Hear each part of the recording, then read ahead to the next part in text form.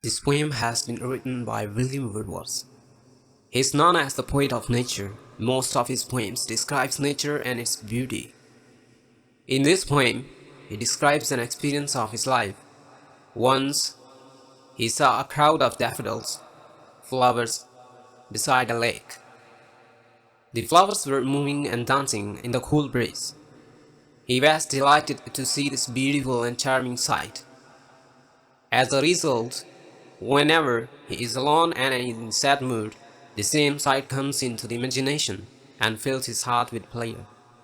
This experience has become a permanent source of pleasure for the poet. He says that the daffodils are blessed of solitude for him. In short, we can say that this poem is a masterpiece of this poet. With the daffodils, I wandered lonely as a cloud that floats on high o'er vales and hills.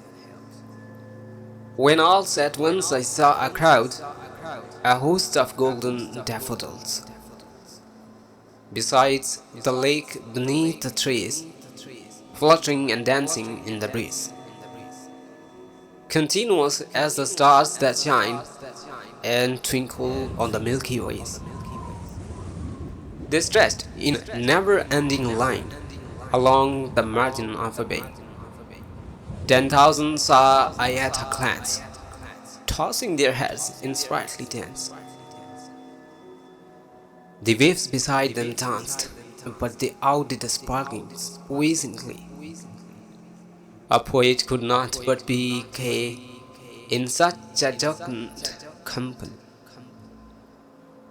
I gazed and gazed, but little thought what wealth the show to me had brought. Far off when on my couch I lie, in vacant or in pensive mood, they flash upon that inward eyes, which is the bliss of solitude, and then my heart with pleasures fills, and dances with the daffodils.